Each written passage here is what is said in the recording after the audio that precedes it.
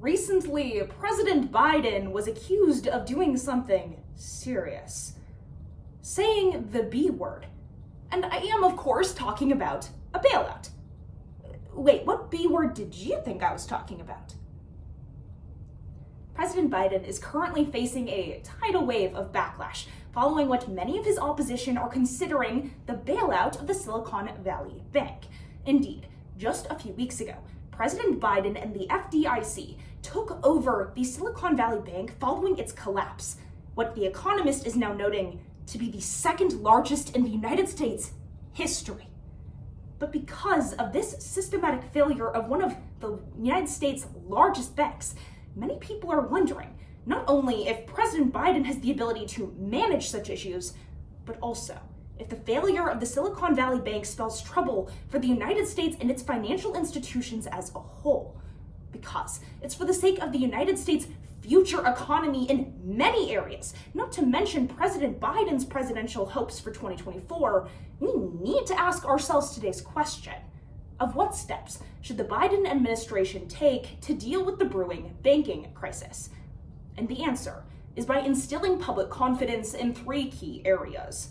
First, in his administration's narrative. Second, in the stability of the banking institutions in the here and now, before finally looking to the future to instill steps that can probably protect us for the long term. But first, it's important that President Biden finds a way to instill security and belief in his present narratives. And a lot of that surrounds the B word, bailouts. Because many of President Biden's oppositions are going to try to use this against him.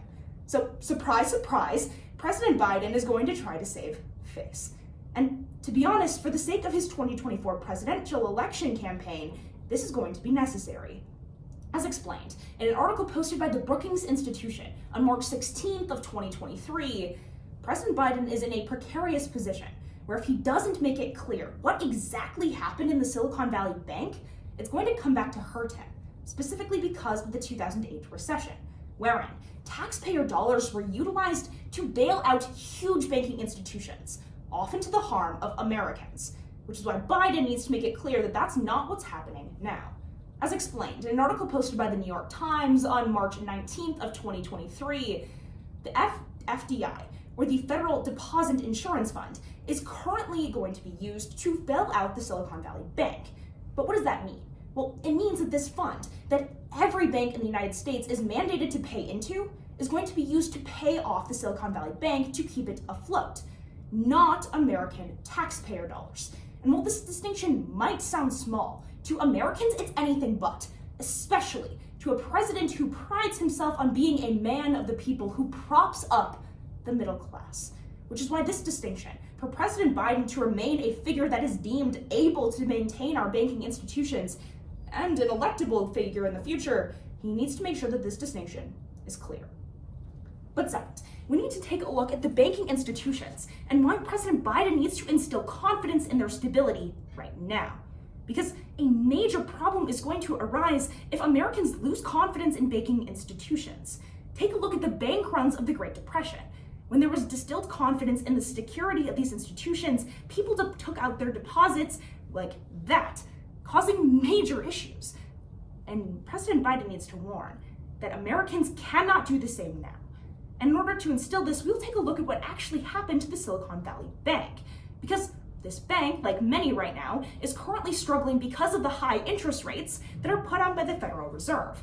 So in order to sustain withdrawals that people make, they need to sell their bonds and in order to just get the cash in order to pay these back, causing major issues in their ability to not sustain strong losses. Because of this, when withdrawals are taken out in larger numbers, these banks sustain huge losses, like the Silicon Valley Bank did.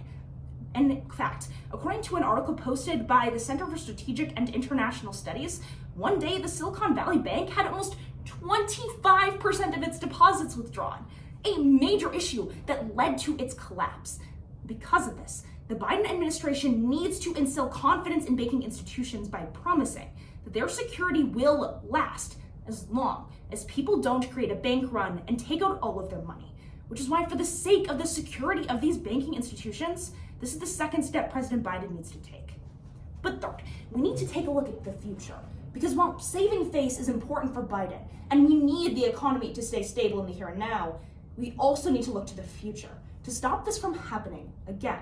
And a major way that President Biden is going to do this is by looking back to 2008 and many of the policies that he instilled under the Obama administration. Things like Dodd-Frank's, which imposed dozens of regulations and audits and other sorts of tests that banking institutions needed to pass in order to remain afloat. And by doing this, they made sure that these banks weren't taking huge risks like the Silicon Valley Bank is currently accused of doing. And in order to do this, they're going to need to pass a series of regulations, which will up the ante and try to convince these banks that they need to fit more severe risk management standards in order to protect their money and avoid problems like this from arising in the future. But the problem with these regulations is that while the Obama administration put them on back in 2008, 2009, they were repealed largely under the Trump administration. So, for the Biden administration to go forward and try to promote the safety of our banking institutions in the future, they need to recall these legislations, put them in place, and quite possibly take them further than they've ever been before to try to hold these banking institutions accountable to protect Americans' dollars, you and me, from the hands of the elite in order to try to keep our money safe. So when we look back at our question today of what steps should the Biden administration take to deal with the brewing banking crisis, the answer is clear. They need to first instill confidence in President Biden's narrative.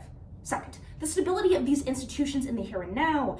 And third and finally, the future stability and programs that Biden will put in place to ensure it in the future.